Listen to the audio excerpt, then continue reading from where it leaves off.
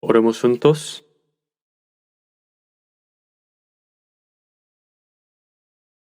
Dios, nuestro Padre, santo y misericordioso que nos amas.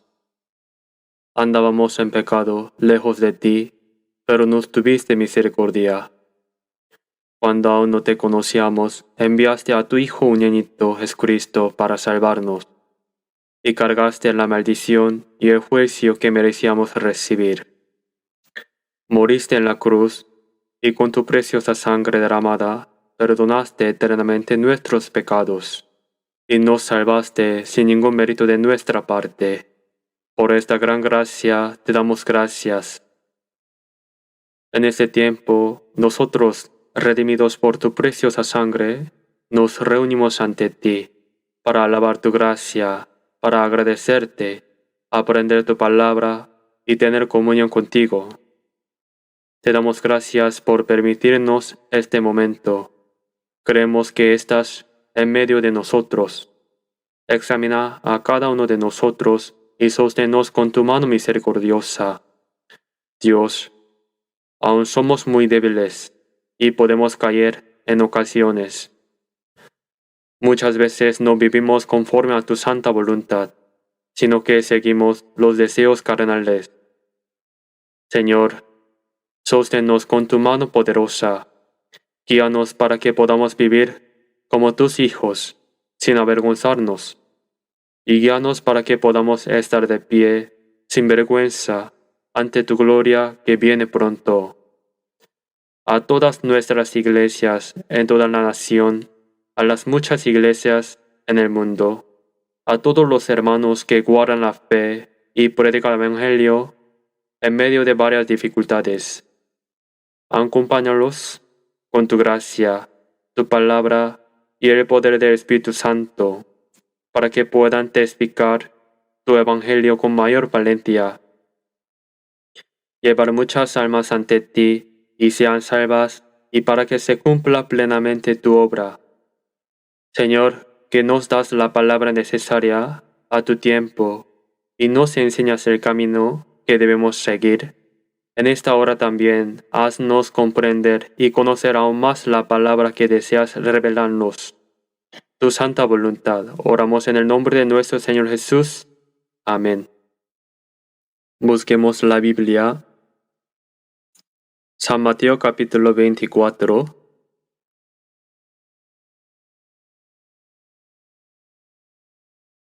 San Mateo capítulo 24, de versículo 32 a 35. San Mateo capítulo 24, de versículo 32, se les leo. De la higuera aprende la parábola. Cuando ya su rama está tierna y brotan las hojas, sabes que el verano está cerca. Así también vosotros, cuando veáis todas estas cosas, conoced que está cerca, a las puertas. De cierto os digo, que no pasará esta generación hasta que todo esto acontezca. El cielo y la tierra pasarán, pero mis palabras no pasarán. ¿Hasta aquí?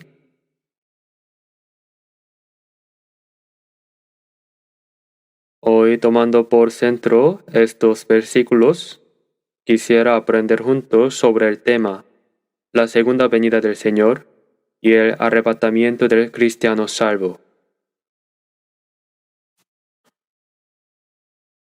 En San Juan capítulo 5, versículo 39 dice: Escudriñad las Escrituras, porque a vosotros os parece que en ellas tenéis la vida eterna, y ellas son las que dan testimonio de mí. Toda la Biblia no solo enseña la vida eterna que Dios nos da por gracia y la esperanza de entrar al reino de Dios, sino que el propósito de toda la Biblia era dar testimonio de una sola persona, Jesucristo.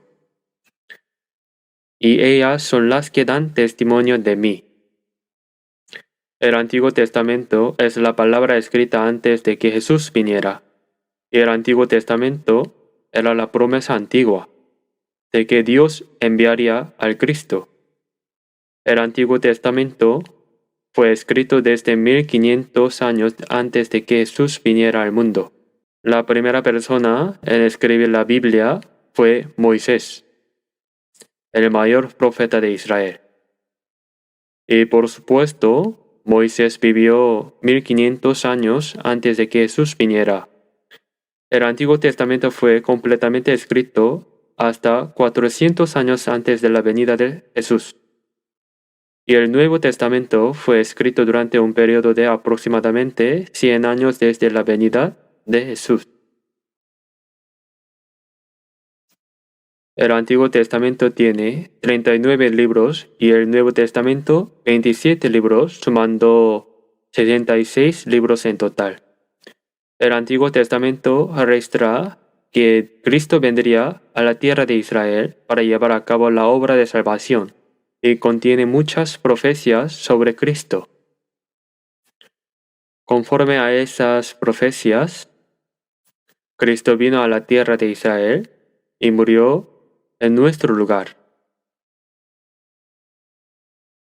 Resucitó, perdonó los pecados de la humanidad y realizó la obra de salvación de nuestras almas.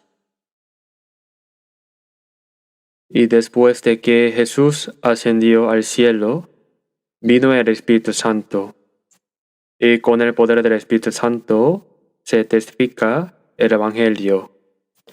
El Evangelio es la gracia de Dios que Cristo cumplió. Y él dijo: me seréis testigos en Jerusalén hasta lo último de la tierra. Pues registrado que cualquiera que comprendiera y creerá en la gracia de Dios será salvo. Y que ese evangelio comenzaría en Jerusalén y se testificaría hasta los fines de la tierra. Antes de que Jesús viniera, estaba detalladamente registrado lo que Cristo haría al venir a la tierra de Israel. Y todo eso se cumplió. Y ahora, no solo el Evangelio se está predicando por todo el mundo, sino que también está detalladamente registrado que Jesús vendrá por segunda vez en los últimos tiempos. La segunda venida de Cristo está registrada tanto en el Antiguo Testamento como incontables veces en el Nuevo Testamento. En San Mateo capítulo 24 versículo 14 dice: el Evangelio por el cual los pecadores son salvos y pueden ir al cielo, será predicado este Evangelio del reino en todo el mundo para testimonio a todas las naciones, y entonces vendrá el fin. Cuando Jesús dijo esto, era un tiempo en que incluso los discípulos aún no creían con firmeza. El pueblo de Israel elegido por Dios no reconoció que Jesús era el Cristo. Lo rechazaron crucificándolo y condenándolo a muerte. Y por eso fueron dispersados por todo el mundo, perseguidos, y durante más de 1900 años fueron masacrados donde quiera que iban. Esa historia tan trágica se cumplió. Y ahora la segunda venida del Señor también está detalladamente registrada en la Biblia, así como fue registrado en el Antiguo Testamento que Cristo vendría a la tierra de Israel en su primera venida para llevar a cabo la obra de salvación. Y todo eso se cumplió. De la misma manera, hay profecías sumamente detalladas sobre que Cristo vendrá por segunda vez después de que el Evangelio sea predicado hasta los fines de la tierra. Y esas profecías también se cumplirán sin fallar ni una sola. Dijo que será predicado este Evangelio del reino en todo el mundo, para testimonio a todas las naciones, y entonces vendrá el fin. Y ahora, aproximadamente 2000 años después, en nuestra época, este Evangelio ha sido predicado hasta los fines de la tierra. Y nuestro país, Corea, es el extremo más oriental del mapa mundial. y entre las islas Japón es el extremo más oriental. Pero de todas maneras, el Evangelio ya ha sido predicado por todo el mundo.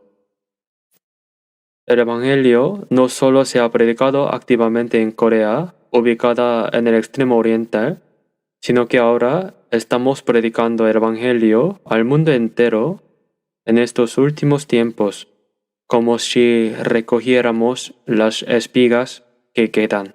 Para nuestras iglesias en Corea, lo que queda ahora es el asunto de la segunda venida del Señor. Jesús, que vino la primera vez, tuvo un propósito de salvar a los pecadores. Y después de que Jesús murió, resucitó y ascendió al cielo, y el Evangelio que Cristo cumplió fue predicado hasta los fines de la tierra. Cuando Cristo vuelva, vendrá para llevarse consigo a los santos que han sido salvos, y vendrá para juzgar a quienes no creyeron hasta el fin. Por eso hoy quisiera aprender juntos sobre la segunda venida de Jesús, y también quisiera hablarles sobre qué sucederá antes de su segunda venida. Esta segunda venida está registrada tanto en el Antiguo como en el Nuevo Testamento. Y en cuanto a las señales, hay muchas y diversas señales.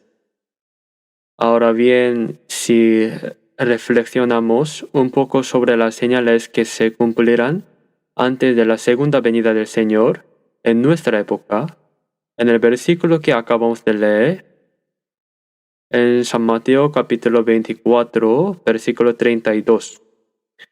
Jesús dice, de la higuera aprende la parábola. La higuera representa al pueblo de Israel. Está hablando para describir al pueblo de Israel. Se dice que cada nación tiene una flor nacional que la representa. La nuestra es Mugunghwa, la rosa de Sharon. Pero la verdad es que es bastante difícil verla. No sé por qué. Sería bueno que a nivel nacional se cultivara y plantara mucho la rosa de Sharon para que hubiera muchas. Pero no es así. La flor de la rosa de Sharon es muy hermosa, pero cuando florece tiene demasiados ácaros, así que se arruga y vuelve a abrirse, y así pasa todo el año. Parece describir el carácter sumamente persistencia del pueblo coreano. La flor de Japón es el cerezo. En japonés se llama sakura, que florece explosivamente y de pronto cae toda de golpe. Eso es como el espíritu samurái. En fin, tiene algo de apasionado. Bueno, no sé si eso describe bien a los japoneses. El árbol que simboliza a Israel es la higuera. Y es un árbol que da fruto sin mostrar flores visibles. Higuera. En coreano se escribe con los caracteres de sin flor.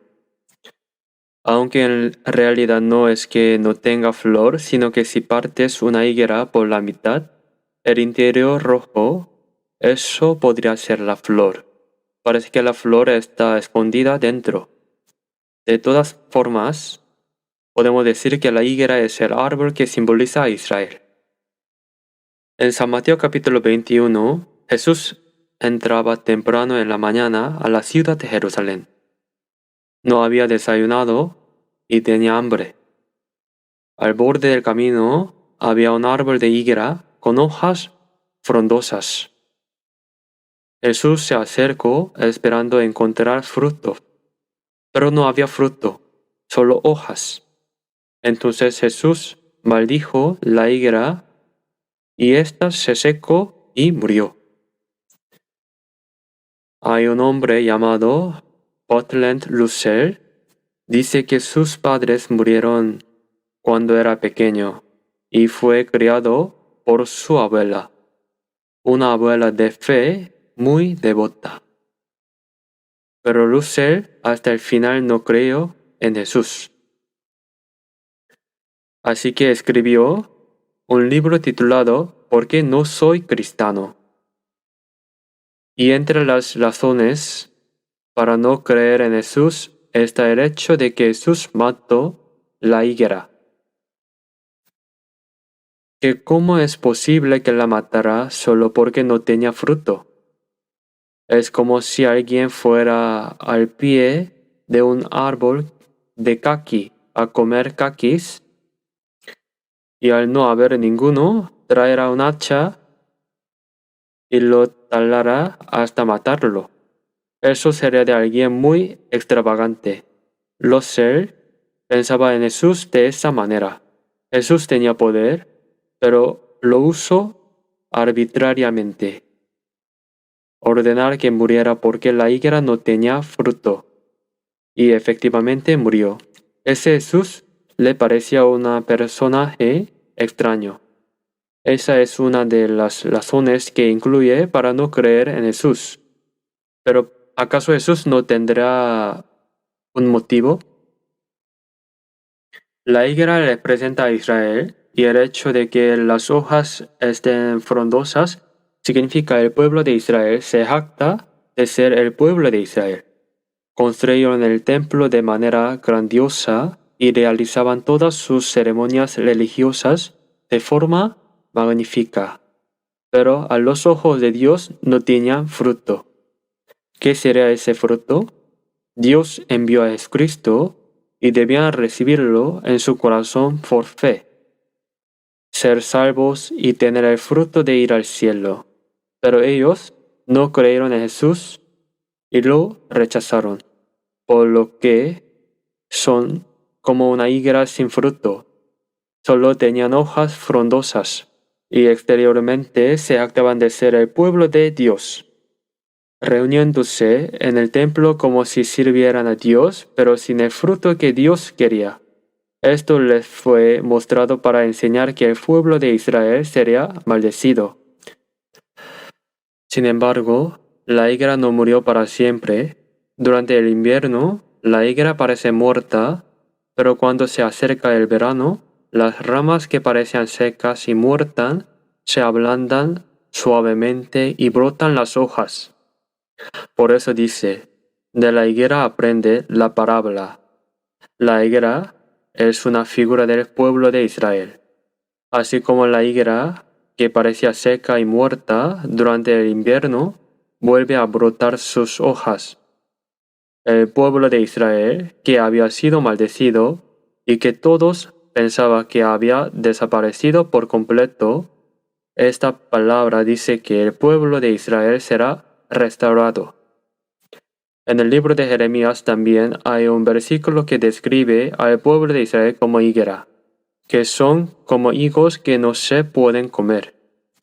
Jeremías lo expresa así, y también hay una palabra que dice que por eso los dispersaría por todo el mundo, para que sufrieran vergüenza y el dolor.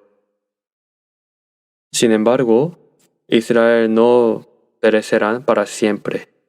Cuando llegue el tiempo, las ramas se ablandarán y brotarán las hojas.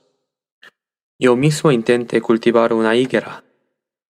La cultivaba y durante el invierno parecía completamente seca y muerta. Llegó la primavera, otros árboles ya sacaban brotes amarillos y florecían. Pero esa higuera no se movía para nada. Parecía muerta, estaba a punto de tirarla, pero la dejé un poco más y luego con el tiempo brotaron las hojas. En primavera brotan un poco tarde, por eso dice que cuando brotan las hojas se sabe que el verano está cerca. Los judíos que todos creían que habían desaparecido por completo, ¿qué piensan ustedes? Por el pecado de rechazar a Cristo, en el año 70 después de Cristo, el general romano Tito llegó con su ejército y masacró sin piedad a 1.100.000 judíos, y luego expulsó al pueblo de Israel por todo el mundo. Dispersados en más de 100 países, los judíos fueron sometidos a toda clase de sufrimientos y fueron masacrados donde quiera que iban. ¿Por cuántos años? Aproximadamente 2000 años. Exactamente unos 1900 años. Sufrieron de manera tan miserable y todos pensaban que habían muerto y desaparecido por completo de la faz de la tierra. Que después de 2000 años sin nación, los judíos regresarán a esa tierra, derrotarán a las poderosas fuerzas árabes y musulmanas, recuperarán esa tierra, convirtieran el desierto en la tierra fértil y establecieran una nación. ¿Qué piensan ustedes de eso? Es algo imposible. En el mundo no existe tal cosa. Si una nación ha desaparecido hace 2000 años, lo único que queda es decir, había una vez, hace mucho tiempo, un país llamado Israel. Podría ser el tipo de historia que aparece en la mitología. Pero ese pueblo regresará a esa misma tierra y esa tierra estaba ocupada por los musulmanes, enemigos acérrimos de Israel. ¿Cuán poderosa es la fuerza musulmana? Los países islámicos son más de 50. Miles de millones de musulmanes son enemigos contra Israel. Ellos, con el Medio Oriente como centro, ocuparon también la tierra de Israel. Destruyeron completamente el lugar donde estaba el templo de Jerusalén y construyeron una mezquita en el mismo lugar para adorar a Allah. Imagínense con qué habilidad podrían derrotar a esas fuerzas árabes y musulmanas, recuperar esa tierra, convertir el desierto en la tierra fértil y volver a establecer una nación. Es algo imposible. Sin embargo, Dios, aunque dispersó al pueblo de Israel por todo el mundo a causa del pecado de rechazar a Cristo, Israel fue destruido. Para demostrar que Dios no ha muerto, hizo regresar milagrosamente a ese pueblo judío que todos creían muerto y desaparecido, y les permitió volver a esa tierra y establecer una nación. El 14 de mayo de 1948, el pueblo de Israel regresó a esa tierra. Los judíos se reunieron, alquilaron un museo de arte en Tel Aviv para hacer su declaración de independencia. Declararon que Israel era un estado independiente. El primer ministro fue Ben-Gurión y declararon: Israel es un estado independiente. Para los árabes era algo ridículo. ¿Qué juego de niños es este? ¿Qué nación es esa? Un pueblo que ha desaparecido durante 2000 años ahora se reúne en pequeño número, alquila un museo de arte y declara que es el Estado independiente de Israel. Era algo absurdo, completamente ridículo. Pero lo que resultó verdaderamente asombroso fue que Estados Unidos declaró que reconoció la independencia de Israel. Reinos Unidos lo reconoció. Varios países occidentales anunciaron que reconocían a Israel como Estado independiente. A los árabes se les sacaron de onda. ¿Qué es esto? No lo reconocemos. Y así, al día siguiente de la declaración de independencia de Israel, independencia fue el 14 de mayo de 1948. Al día siguiente, 15, los árabes iniciaron la guerra contra Israel. Las fuerzas árabes eran poderosas, e Israel no tenía soldados, no tenía soldados ni armas. Era un ejército completamente sin preparación para pelear. Sin embargo, los árabes comenzaron la guerra con la intención de eliminar a Israel por completo, de expulsarlos de esta tierra y acabar con todos ellos. Pero lo asombroso fue que Israel ganó. ¿Cómo pudieron ganar? Ganaron la Segunda Guerra y en junio de 1967 hubo la Tercera Guerra del Medio Oriente, conocida como la Guerra de los 6 días. En ese tiempo, el presidente egipcio Nasser se autoproclamaban el héroe del siglo XX y actuaba como el líder de las fuerzas árabes. En la Primera y Segunda Guerra del Medio Oriente, los árabes habían perdido contra la pequeña Israel, algo que no tenía ningún sentido. Así que Nasser decidió que esta vez tenía que acabar con todo. Una alianza de 14 naciones árabes se formó con el objetivo de eliminar a Israel y arrojarlo al mar Mediterráneo. Una semana antes del inicio de la guerra, los árabes produjeron un póster que decía, empujando a los israelitas hacia el Mediterráneo. Go to hell, sionista. Váyanse al infierno, sionista. Con la intención de barrerlos y eliminarlos por completo. ¿Y qué pasó? Ustedes lo saben, ¿verdad? Israel logró una gran victoria. La guerra terminó en 6 días.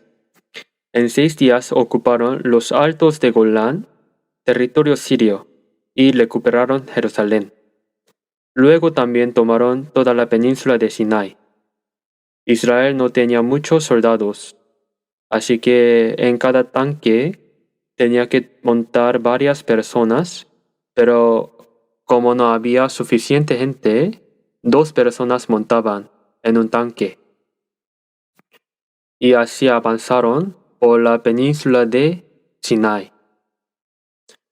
Del lado árabe había tanques soviéticos de última generación, misiles soviéticos y radares instalados con la intención de eliminar a Israel en un instante.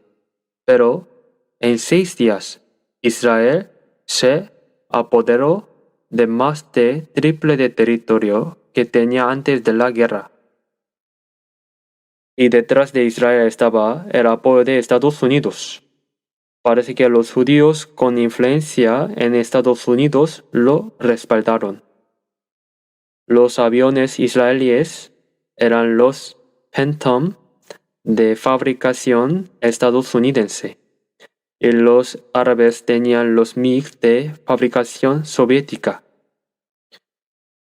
Dicen que el rendimiento era similar, pero la habilidad de vuelo de los pilotos israelíes era incomparable.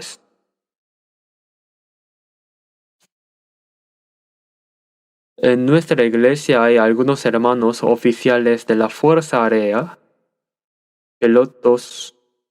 Según me comentaron, en la Fuerza Aérea estudian las técnicas de vuelo israelíes. Las enseñan. ¿Cómo? Dicen que no lo entienden. En la Tercera Guerra del Medio Oriente, los árabes declararon la guerra primero con la intención de eliminar a Israel en un instante. Pero Israel se enteró de antemano y los aviones Phantom israelíes bombardearon las pistas de los 8 aeródromos árabes. Luego también hubo combates aéreos. Fueron impresionantes.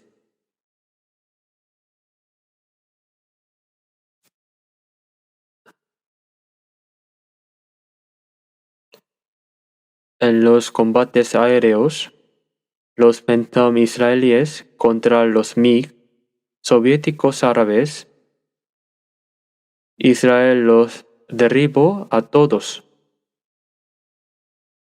En tan solo 2 horas de iniciada la guerra, Israel tomó el control del espacio aéreo del Medio Oriente y el mundo entero quedó asombrado.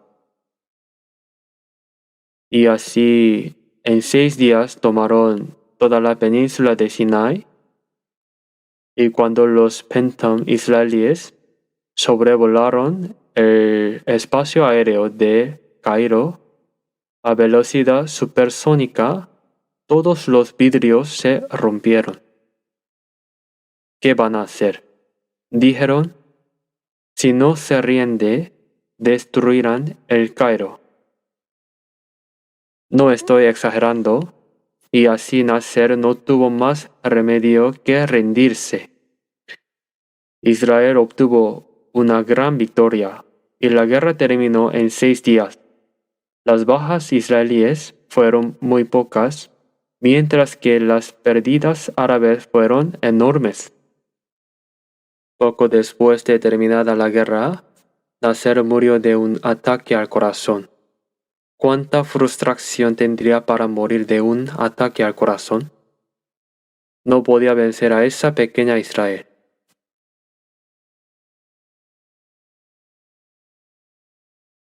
La Cuarta Guerra del Medio Oriente fue en 1973 e iba a suceder una guerra nuclear.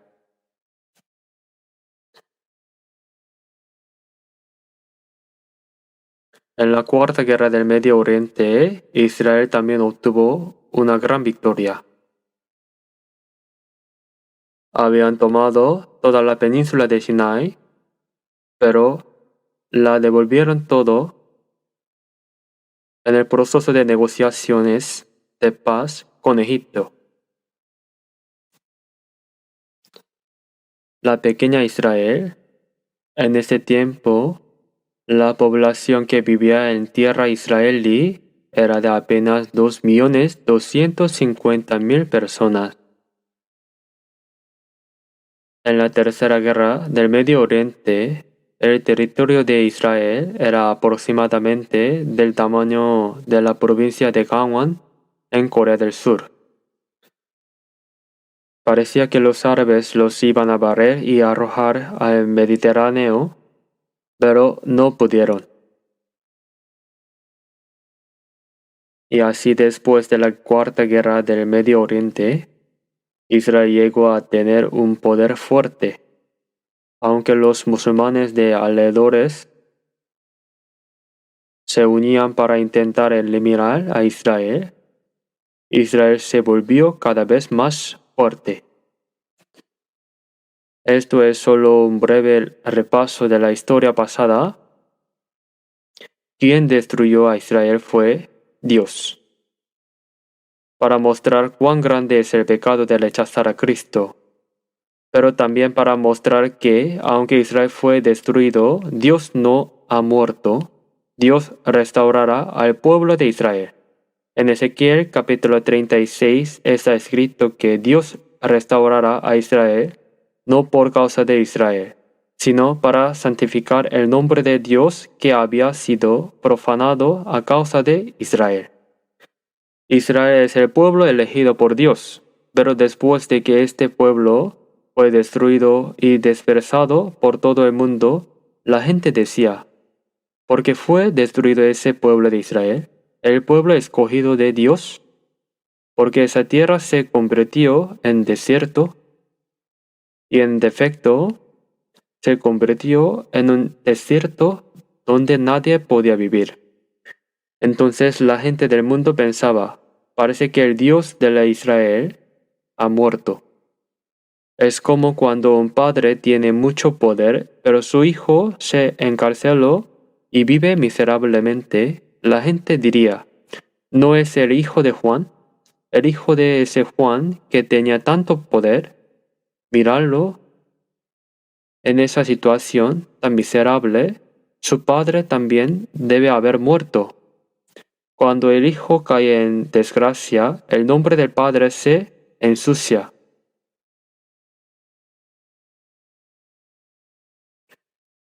El pueblo de Israel, incluso a punto de morir, dice, somos el pueblo de Dios. Ese orgullo es absoluto. Entonces la gente les dice, ¿con qué eran el pueblo de Dios? Miren cómo están. ¿Dónde está su Dios? Y por eso, para santificar el nombre de Dios, Dios restaura milagrosamente al pueblo de Israel.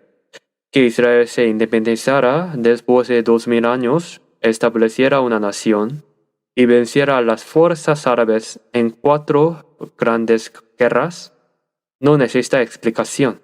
Lo hizo Dios. Y Dios prometió que Israel nunca más será destruido. De ahora en adelante, cualquier nación que toque a Israel será destruida por no conocer las escrituras.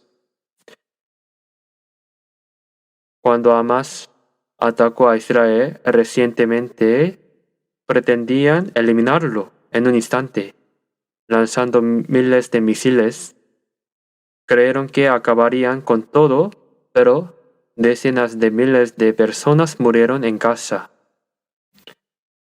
Y no solo en Gaza, sino también en el Líbano, y ahora está en guerra con Irán. Parecía posible borrar a Israel del mapa. El objetivo de Irán es eliminar a Israel de esta tierra, de este planeta. Ese es su objetivo. No pueden vivir si Israel permanece ahí. Por eso Irán se ha preparado con armas nucleares para eliminar a Israel. Israel mató a 4 científicos árabes que desarrollaban armas nucleares. Cuando salían por la mañana a trabajar y arrancaban su automóvil en territorio iraní, ¡boom! Explotaba y morían. De todas formas, en esta guerra también, los árabes habrán intentado eliminar a Israel de una vez, por todas. No solo Irán, sino muchos países se oponen a Israel. Y esos ataques simultáneos han dejado al mundo entero atónito.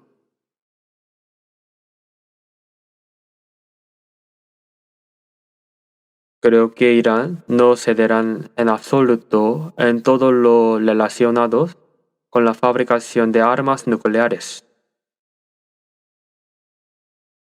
De todos modos, la guerra se detendrá de alguna manera.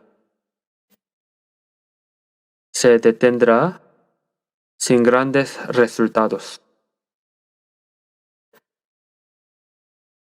La guerra final, detrás de Irán, está China. Y luego está Rusia. Detrás de Israel está Estados Unidos. Pero más que Estados Unidos, está Dios. El pueblo de Israel aún no ha hecho arrepentimiento por el pecado de haber matado a Cristo. Cuando fui a Israel por tercera vez para evangelizar, reuní a 20 pastores judíos y sus 20 esposas, 40 personas en total, y tuvimos un seminario bíblico de varios días en un hotel kibutz a orillas del mar de Galilea. Entre los israelíes, los que creen en Jesús son una minoría ínfima. Y pensaba que si los judíos creían en Jesús, todos serían salvos. Pero al ir allá vi que tampoco era así. Me decepcioné mucho. Casi todos eran de tendencia pentecostal mística.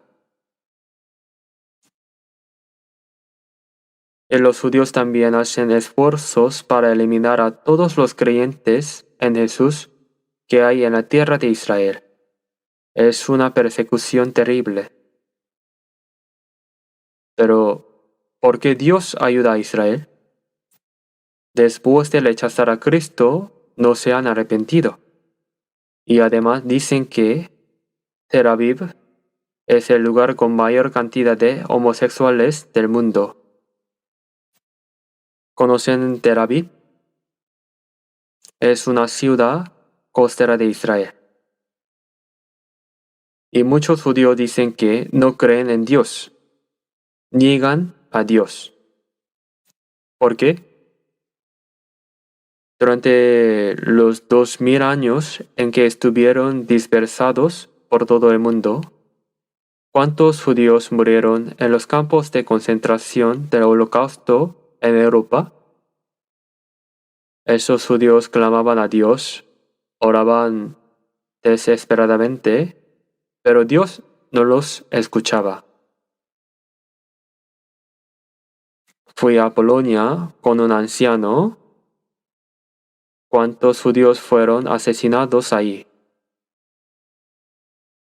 En cada lugar donde había un campo de concentración, ese campo aún se conserva tal como estaba.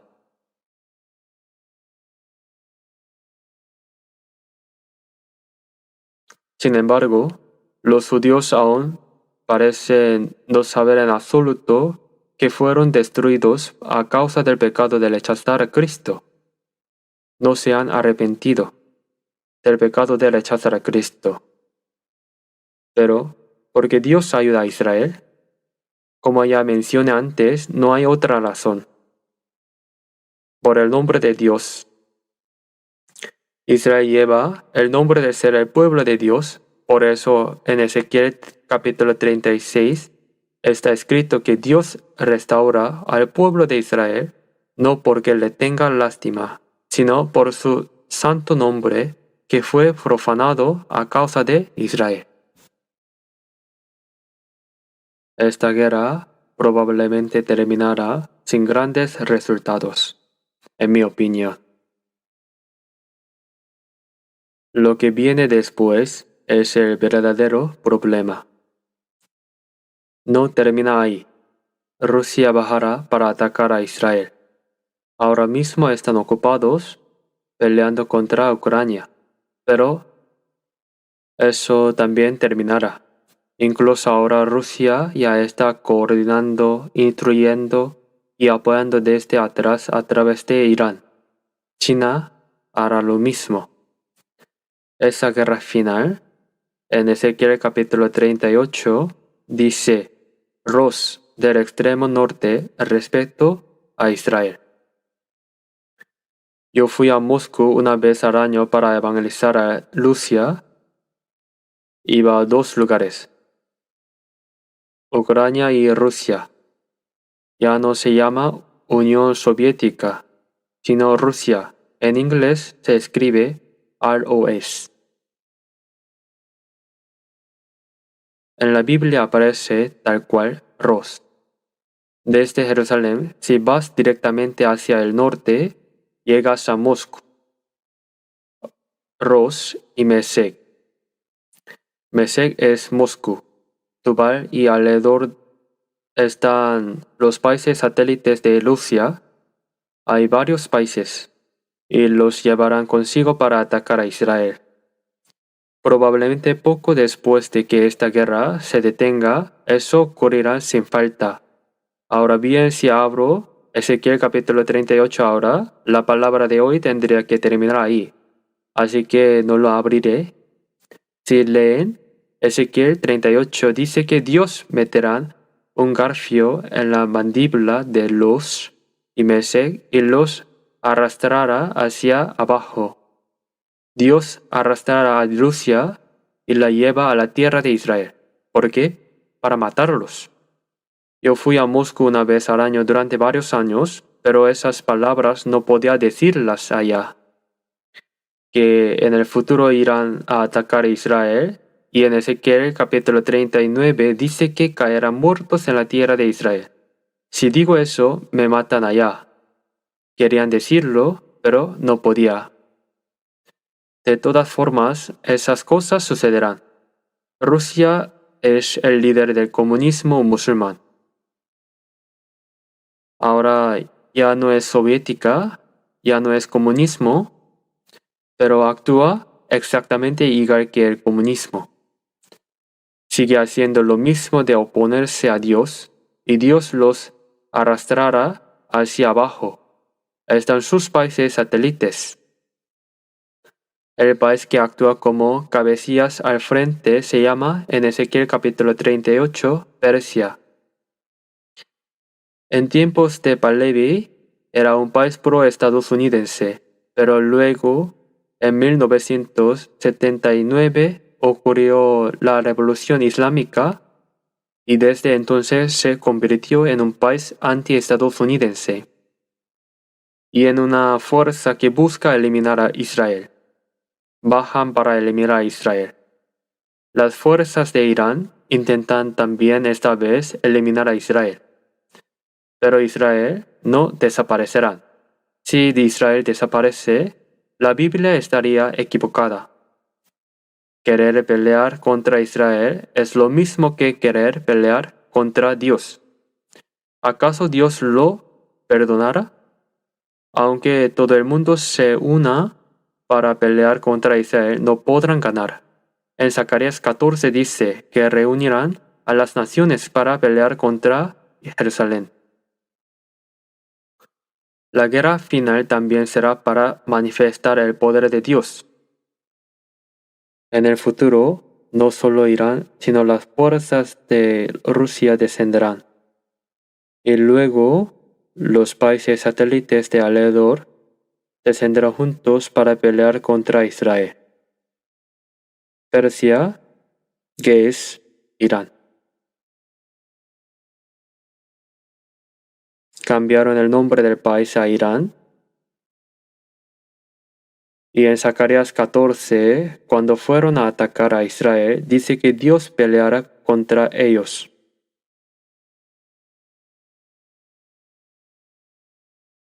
No están peleando contra Israel, están peleando contra Dios.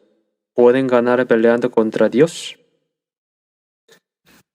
Y esta será la plaga con que herirá Jehová a todos los pueblos que pelearon contra Jerusalén.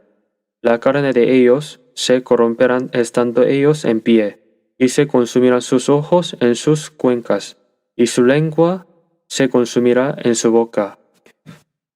¿Acaso una persona se pudre estando de pie? Uno se pudre estando acostado.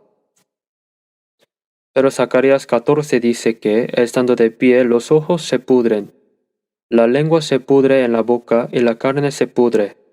Eso es lo que ocurre cuando estalla una bomba nuclear. No hay tiempo ni de caer. Simplemente se derrite en el acto. ¿Han visto esas fotografías? Eso es lo que Dios hará. Van a atacar a Israel y ahí morirán todos. Y al mismo tiempo que Rusia se involucra, China, según Apocalipsis capítulo 16, en la guerra del Armagedón. Entrará con un ejército de 200 millones de soldados. Estados Unidos también se involucrarán. En Zacarías capítulo 14, el pueblo que habita tranquilamente en las islas es Estados Unidos. Y la guerra final no será una guerra en que alguien busca ganar, será la guerra en que Dios busca el mundo. Les estoy dando solo un resumen, no es necesario que lo sepan en detalle. La guerra en el Medio Oriente que ocurre ahora mismo ya es muy grave, pero la guerra no llegará a una conclusión. Luego Irán nunca se rendirá, aunque muera no se rendirá. Si Irán se rinde, la Biblia estaría equivocada. Así que cuando Rusia descienda poniendo a Irán al frente, junto con varias naciones para atacar a Israel, Dios les enviará su castigo. No será solo una guerra en el Medio Oriente, será la guerra final en que estalle una guerra nuclear mundial. y la humanidad sea exterminada. Esa guerra no está lejos. La guerra que ocurre ahora es algo diferente a las guerras antiguas. Es muy grave. Si miramos el trasfondo, detrás de Israel están Estados Unidos y los países occidentales, pero detrás de Irán están China y Rusia. Esa guerra final ocurrirá pronto. Y lo que quiero decirles es que antes de que esa guerra estalle, Jesús vendrá por segunda vez.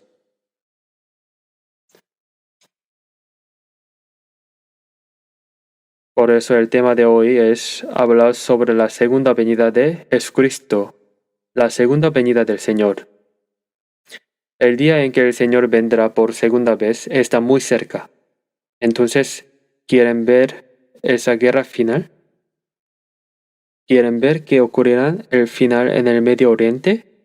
La guerra final no la veremos nosotros. Dios nos llevará consigo. Y luego juzgará este mundo con fuego. De todas maneras, debemos saber que el día en que el Señor vendrá está muy cerca. Cuando veáis todas estas cosas, conoced que está cerca a las puertas.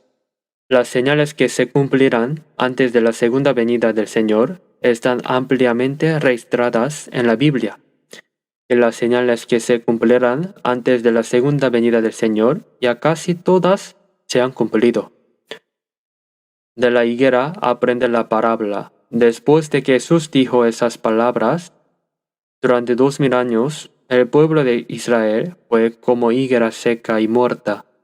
E Israel, que todos pensaban que había desaparecido de la faz de la tierra, de repente de nuestra época, después de 2000 años, se independizó. Para ser exacto, después de 1900 años, Israel se convirtió en una superpotencia. Los judíos que viven en la tierra de Israel serán ahora unos 8 millones. En la tierra de Israel hay 6 millones, en Estados Unidos hay 6 millones de judíos y el resto son otros 6 millones. Sumando estos, creo que hay unos 20 millones de judíos en todo el mundo. Sin embargo, Israel controla la economía mundial. El país que domina a Estados Unidos, la superpotencia, son los judíos. Dicen que si te muestras mal ante un judío, no puedes hacer política, siendo presidente de Estados Unidos o lo que sea. El cabildeo también es poder judío. Y la economía de Estados Unidos también está firmemente en manos de los judíos. La guerra final es cruel. Esta vez también han muerto más de 40,000 personas. En el Medio Oriente cayó una bomba en una escuela y dicen que murieron unos 150 niños pequeños. Esta guerra es cruel. Pero lo que viene después será una guerra en que muere todo el mundo. Es la guerra en que Dios juzga al mundo. Es cierto que esa guerra no está lejos. Si les doy demasiados detalles, podría convertirse en un problema, así que les doy solo un resumen. De todas formas, debemos saber que el día en que el Señor vendrá está muy cerca. Parece que el Señor vendrá en nuestra generación, mientras nosotros aún vivimos. Por eso, de la higuera aprende la parábola. Cuando Jesús dijo esas palabras, Israel aún no había sido destruido. Luego Israel fue destruido. Pasaron 1900 años de historia y en nuestra época se independizó. Hace unos 70 años se independizó. No pasará esta generación hasta que todo esto acontezca. Parece que el Señor vendrá mientras aún vivan las personas que vieron la restauración del pueblo de Israel. Es un asunto serio.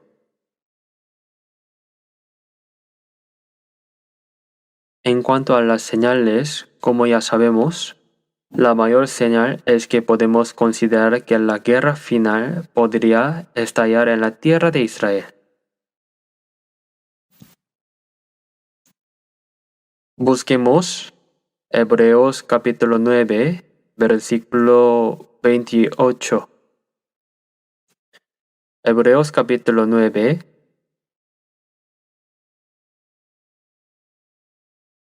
Hebreos capítulo 9, versículo 28.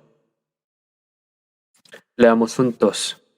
Así también Cristo fue ofrecido una sola vez para llevar los pecados de muchos, y aparecerán por segunda vez sin relación con el pecado, para salvar a los que le esperan. La primera vez que vino Jesús fue ofrecido como sacrificio expiatorio, para cargar con los pecados de muchos, y llevó a cabo la obra de salvación, y luego para salvar. Esta salvación no es la salvación del alma, sino que cuando el Señor venga, los muertos resucitarán y los vivos serán transformados. Esa es la salvación, para salvarse en relación con el pecado. Jesús que vino la primera vez, vino para perdonar los pecados. Y Jesús que viene por segunda vez aparecerá sin relación con el pecado, para salvar a los que le esperan. ¿Quiénes son los que le esperan? Los que han sido salvos anhelan la venida del Señor, ¿verdad? Esperamos la venida de nuestro Señor, el día en que aparecerán por segunda vez a los que le esperan, a los que le aguardan. Se ha acercado ante nosotros. Busquemos Hebreos capítulo 10.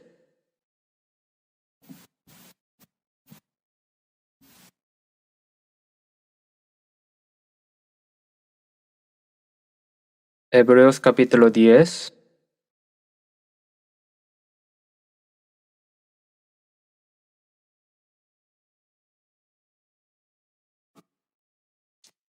Versículo 37. Leamos juntos capítulo 10, versículo 37. Porque aún un poquito, y el que ha de venir vendrá, y no tardará. Un poquito. Desde la perspectiva de Dios, esto es un poquito. ¿Lo saben? Como dice que 1000 años son como el día de ayer, pero después de un poquito, el que ha de venir vendrá. Cuando llegue el tiempo, el que prometió venir, vendrá sin falta. Y no tardará, el día en que el Señor vendrá está verdaderamente muy cerca. En 1 Pedro capítulo 4, 7 dice, Mas el fin de todas las cosas se acerca, sed pues sobrios y velad en oración. El fin de todas las cosas. Cuando estalle la guerra nuclear final, será el fin. Es el fin de este planeta. Según lo que han anunciado los científicos, los países que han desarrollado y poseen armas nucleares serán ahora 9, incluyendo Corea del Norte. Si en algún lugar estalla una guerra nuclear, si uno lo dispara, todos los disparan. Y dicen que podrían quemar la Tierra más de 100 veces. No una sola vez, sino más de 100 veces. Son palabras de científicos que salieron en el periódico y que les cito. Dicen que en 30 minutos la Tierra desaparecerá. en 30 minutos. Y dicen que, sin que lo supiéramos, han pasado 13 ocasiones en que casi estalló una guerra nuclear accidental. Una guerra nuclear accidental, por error de juicio. Lo que ocurrió fue que en Rusia llegó información de que Estados Unidos había lanzado un misil nuclear hacia Rusia. Entonces Rusia también inició la cuenta regresiva para lanzar misiles nucleares hacia Estados Unidos. Pero lo detuvieron a la mitad, porque resultó que no era un misil nuclear de Estados Unidos, sino un satélite meteorológico lanzado desde Noruega. Lo interpretaron mal. Si Rusia hubiera lanzado ese misil nuclear hacia Estados Unidos, en cuestión de segundos se sabrán. Y entonces los dispararán juntos, todos morirán. Sabes que casi estalló una guerra nuclear. Eso puede ocurrir por una pequeña falla mecánica, también por un error de juicio. Y dicen que sin que lo supiéramos, ha habido 13 ocasiones en que casi estalló una guerra nuclear accidental. Como estamos bien, el corazón se espanta de solo pensarlo. Si estalla una guerra nuclear, todos mueren. En Isaías capítulo 50 dice: He aquí que todos vosotros encendéis fuego, y os rodeáis de llamas. Andad a la luz de vuestro fuego, y de las llamas que encendisteis. Sodoma y Gomorra fueron destruidas con fuego y azufre, pero ahora eso ya no es necesario. No hace falta que caiga fuego y azufre del cielo, con que exploten todas las bombas que los hombres han fabricado. Pueden quemar la tierra más de 100 veces. En el fuego que ustedes encendieron, ustedes mismos entrarán. Las naciones caen en el hoyo que ellas mismas cavaron. Caen en su propio hoyo, y las bombas que ellas mismas fabricaron las matarán a todas. Ahora bien, los países que fabricaron armas nucleares no las habrán fabricado para usarlas. ¿Cómo las van a usar todas? ¿Dónde las usan? Las armas nucleares que fabricó Corea del Norte, ¿para qué las hizo? No tienen dónde usarlas. Dirán que convertirán a Corea del Sur en un mar de fuego. Pero por ejemplo, para convertir a Corea del Sur en un mar de fuego, no hacen falta armas nucleares.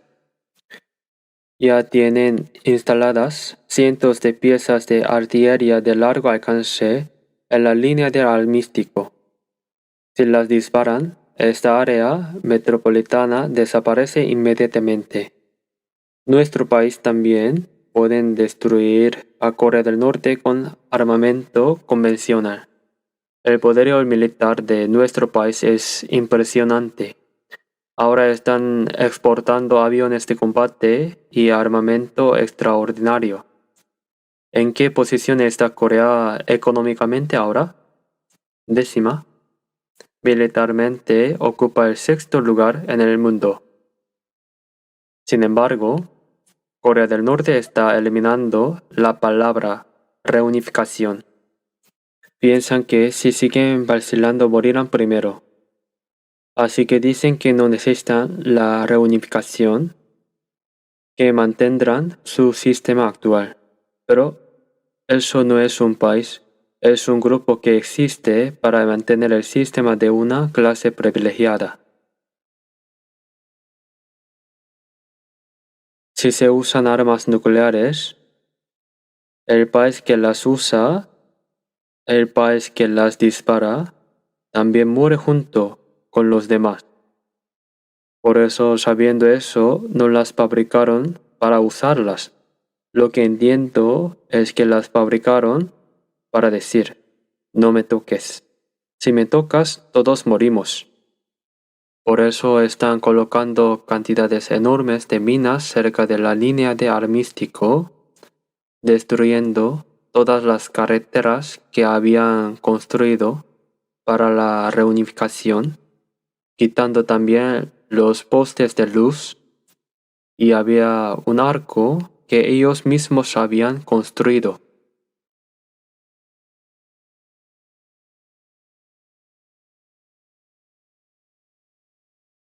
Algo que habían construido con mucho esmero, también lo destruyeron. La oficina de enlace del complejo industrial de Kaesong, que había construido para celebrar reuniones, también la hicieron volar.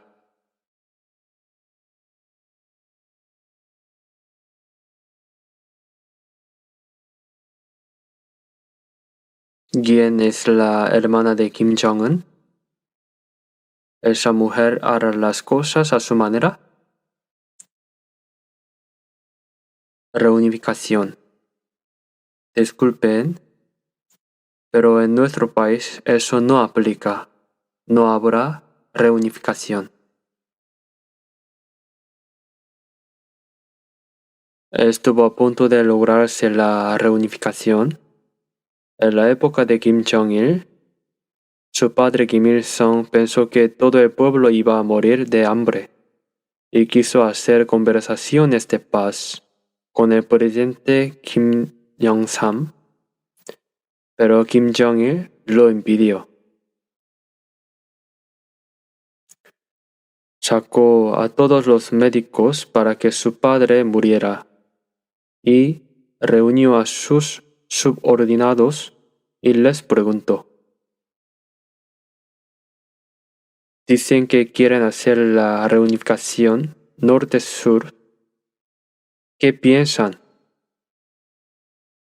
Entonces uno dijo: si eso se lograra, qué maravilloso sería. Y Kim Jong-il respondió: mátenlo. Lo mataron ahí mismo. ¿Saben lo que pasaría si se hiciera la reunificación norte-sur? Todos ustedes morirán. ¿Saben por qué morirán? Porque los matarían el pueblo a golpes por haberles mentido todo este tiempo. Les había enseñado que en Corea del Sur solo había mendigos, sirviendo como esclavos bajo los estadounidenses. Si el pueblo descubriera que no era así, los mataría a golpes. Por eso no quieren la reunificación. China tampoco quiere la reunificación de la península coreana. Quieren que las cosas sigan igual de ambiguas. Está resultando todo muy extraño, ¿verdad? ¿Qué sucederá de ahora en adelante? Busquemos 1 Pedro capítulo 1, versículo 13. 1 Pedro capítulo 1, versículo 13. Versículo 13. Leamos juntos solo el versículo 13. Por tanto, ceñid los lomos de vuestro entendimiento, sed sobrios y esperad por completo en la gracia que se os traerá cuando el Cristo sea manifestado. Ceñid los lomos de vuestro entendimiento. Cuando se va a hacer algo, uno se ciñe bien el cinturón y se pone a trabajar. Significa: despierten, ciñanse los lomos de entendimientos, sean sobrios, despierten y esperen completamente en la gracia que se os traerá cuando el Cristo sea manifestado. ¿Qué es la gracia que Cristo traerá para nosotros cuando venga? Todos hemos sido salvos por gracia. ¿Qué será entonces la gracia que el Señor nos traerá cuando venga? Es algo asombroso. este cuerpo, los que han muerto resucitarán con un cuerpo glorioso, y los que están vivos serán transformados de repente. Esa es la gracia, y así entramos en esa gloria. En San Mateo, capítulo 3, versículo 12 dice: Cuando el Señor venga, llevará su aventador en la mano, limpiará su era, y recogerá el trigo en el granero, pero quemará la paja en fuego, que nunca se apagará. Cuando el Señor venga, habrá día. ¿Cómo será eso? Ojalá todos los de nuestra iglesia fueran 100% personas renacidas y salvas. Sería maravilloso si así fuera, pero me temo que es difícil. Hay quienes dicen que son salvos, pero en realidad no lo son. Lo siento mucho, pero hay que despertar. Cuando el Señor venga, de verdad separará el trigo de la paja. El trigo lo recogerán en el granero, pero la paja la quemará en el fuego eterno del infierno. Cuando el Señor venga, la obra de salvación terminará, y todos quedarán definitivamente separados en el cielo eterno o en el infierno. Por eso los que tienen una fe teune, los que solo dicen que son salvos de palabra, pero no viven como cristianos salvos, necesitan despertar. No basta con asistir a la iglesia de manera tibia y dar testimonio de salvación. Debemos vivir verdaderamente como hijos de Dios. Busquemos 1 Tesalonicenses capítulo 1. 1 Tesalonicenses capítulo 1, versículo 10. 1 Tesalonicenses capítulo 1, versículo 10. Leamos juntos. Y esperad de los cielos a su Hijo, al cual resucitó de los muertos, a Jesús quien nos libra de la ira venidera.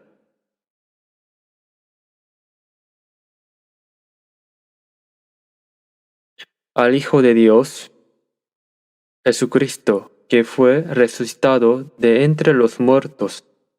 Esperamos que descienda del cielo, ¿verdad? Esperamos la venida del Señor que nos salvó, que descienda del cielo. Y la ira venidera. ¿Qué es la ira venidera? Es el juicio de Dios sobre este mundo, la ira y el juicio final de Dios. Jesús nos libra de este juicio. Antes de juzgar a este mundo, el Señor se llevará a los que han sido salvos. Los llevará a aquel lugar eterno. Por eso, en este mundo, la amenaza de guerra y además esta tierra en que vivimos ya está envejecida, enferma y está a punto de morir. Por todas partes hay hambres, terremotos y pestilencias, y moralmente ha caído al extremo. Antes de juzgar al mundo, con el diluvio de Noé, se dijo que el pecado era abundante. Ahora hay mucho más pecado que entonces. En Sodoma y Gomorra abundaban los homosexuales. Ahora es más grave. Y así llega la ira final de Dios. Hay personas que no se arrepienten hasta el final. Mientras el Evangelio se ha predicado por todo el mundo, Dios ha sido muy paciente, queriendo que todos sean salvos, como que un día es como 1000 años y 1000 años como un día, pero no creen. Así que la ira venidera es el juicio final de Dios. Antes de ese juicio, Él nos libra. Después de trasladar a los que han sido salvos a un lugar seguro, juzgará este mundo. Por eso debemos despertar.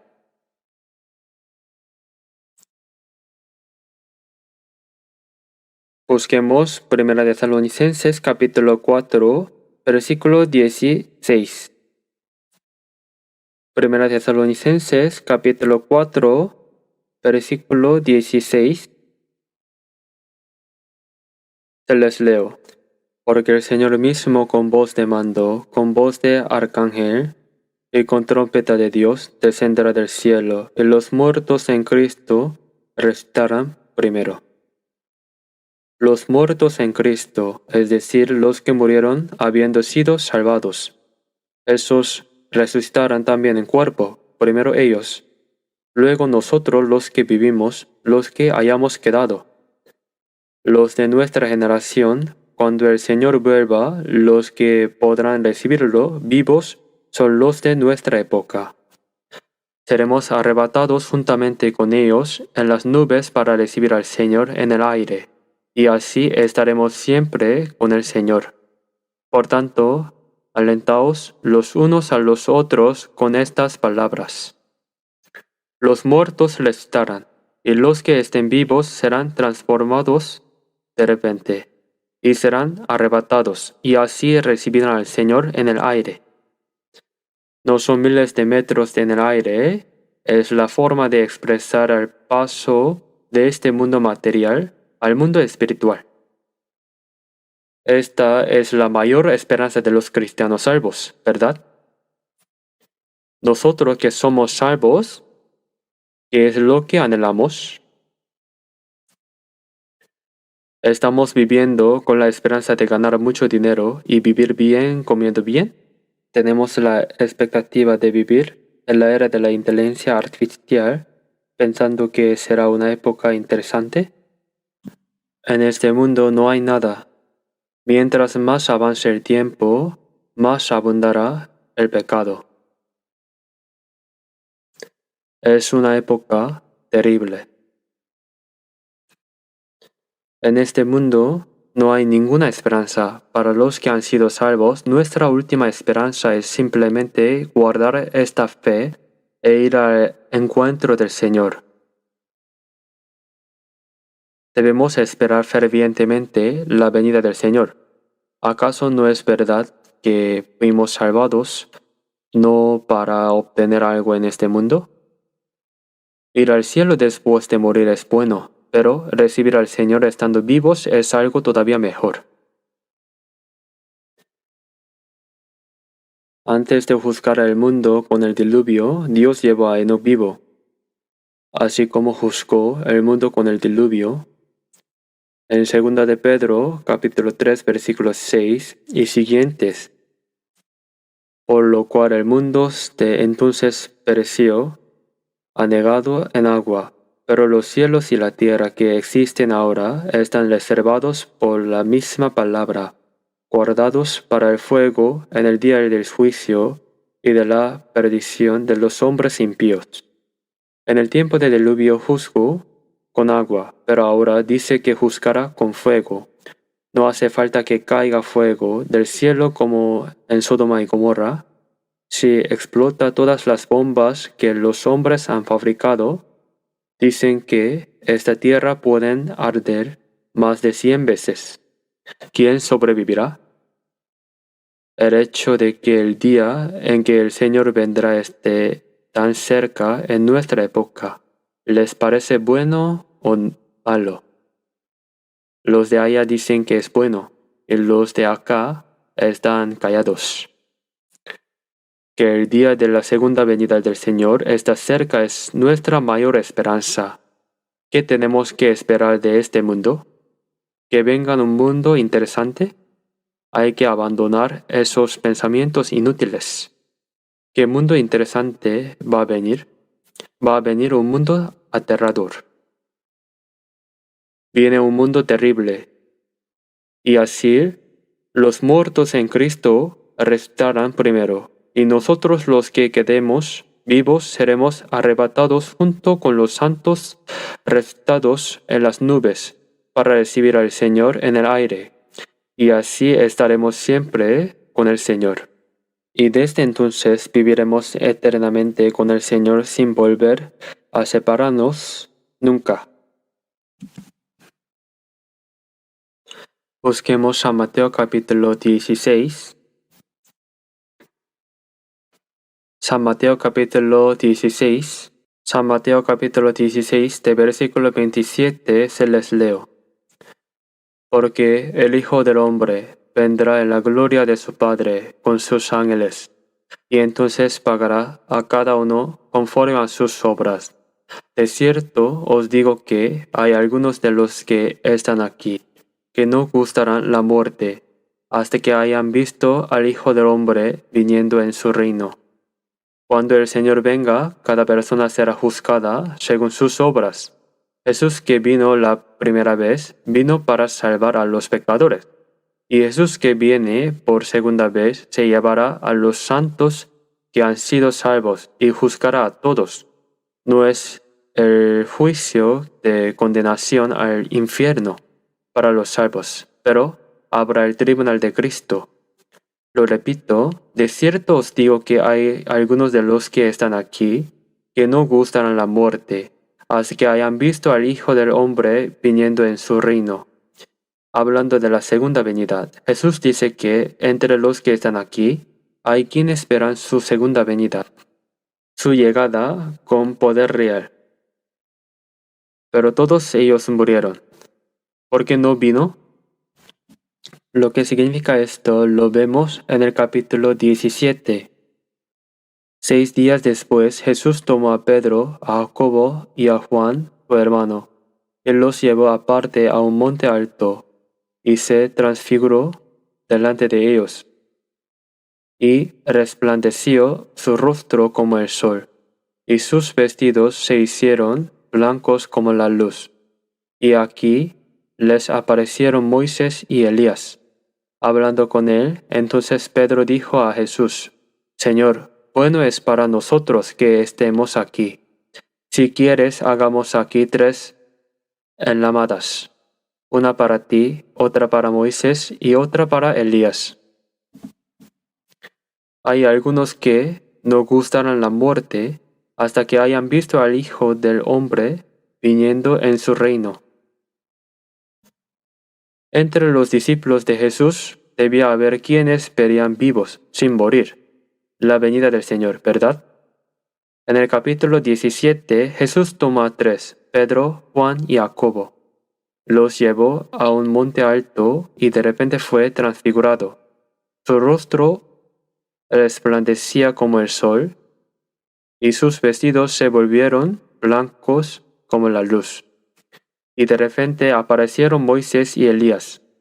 Esa es la escena de la segunda venida de Cristo. Les muestro de antemano la escena de su segunda venida. ¿Saben por qué aparecen Moisés y Elías?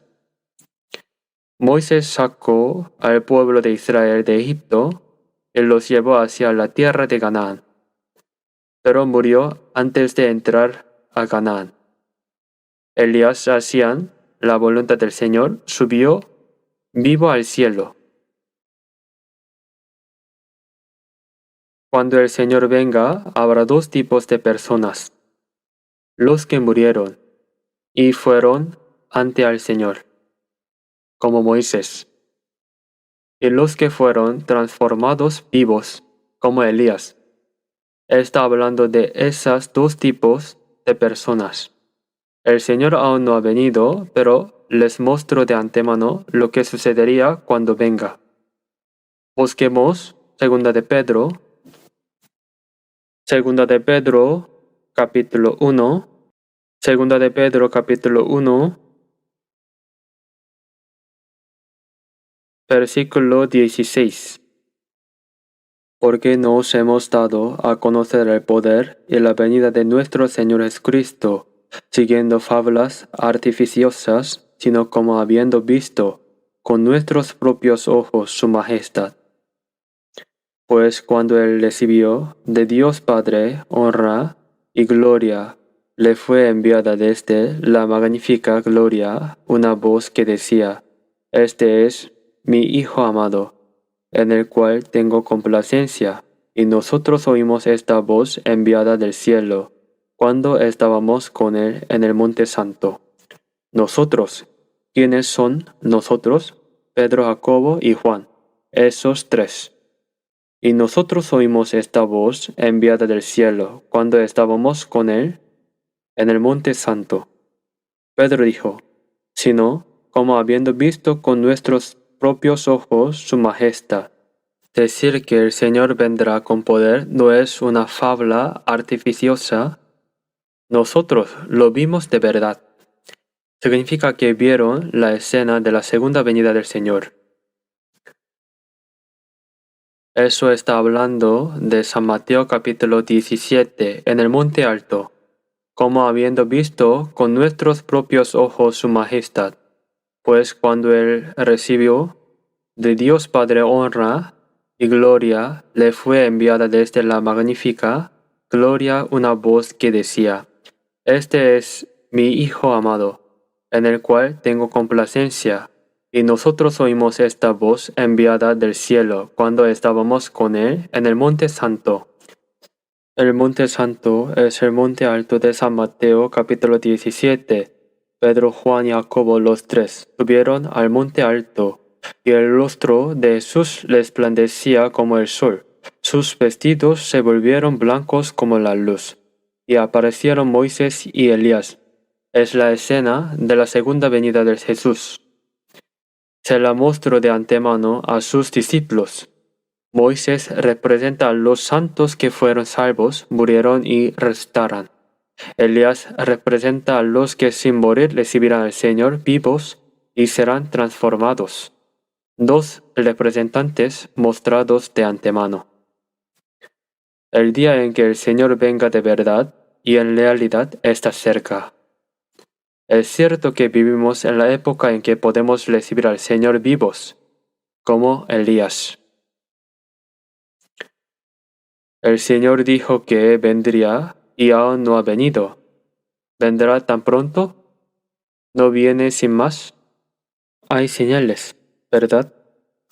En nuestra época las cosas son muy graves. Observen bien.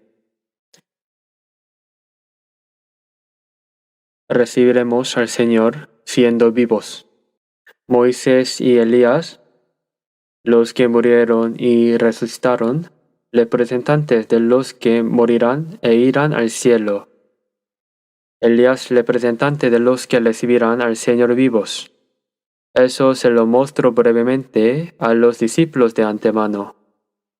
Y así que el Señor vendrá con poder que descenderá.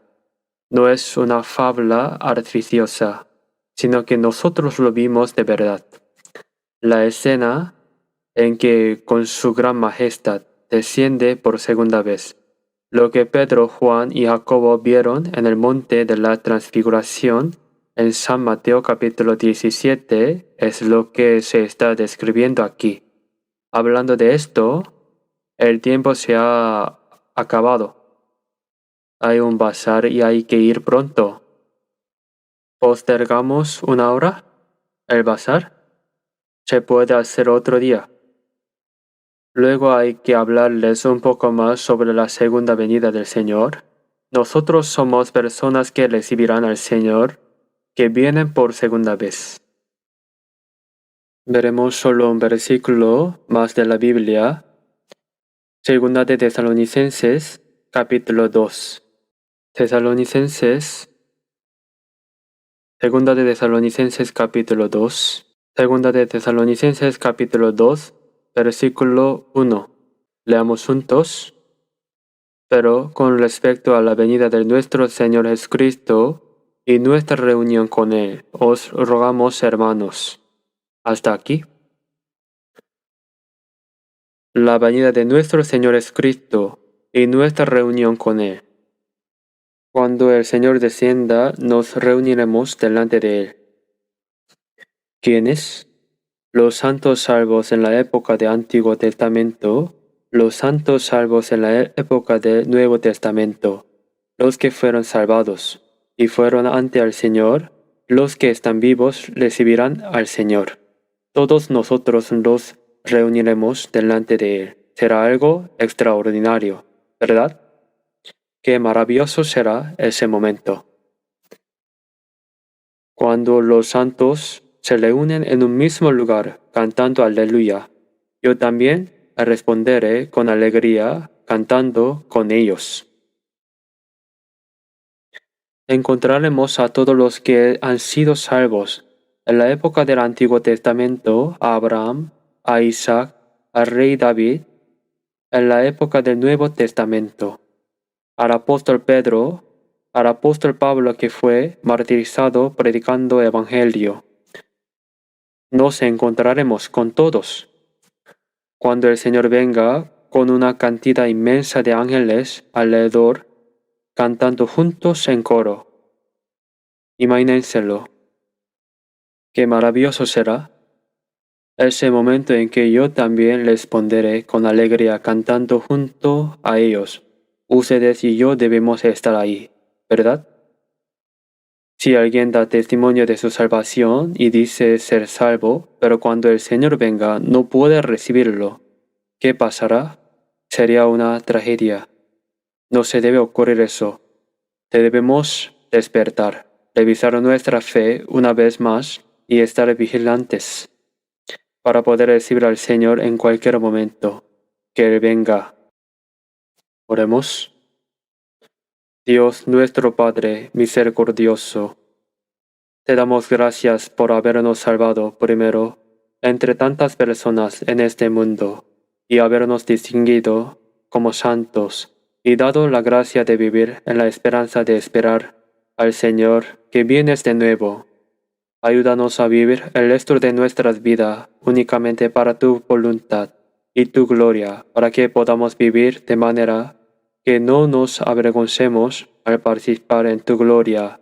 Y si hubiera entre nosotros alguien que aún no tiene la certeza de la salvación, despierta ese corazón y ten misericordia para que no haya ni una sola alma que se puede fuera de esta gran y maravillosa gracia y tu bendición. Oramos en el nombre de nuestro Señor Jesús. Amén.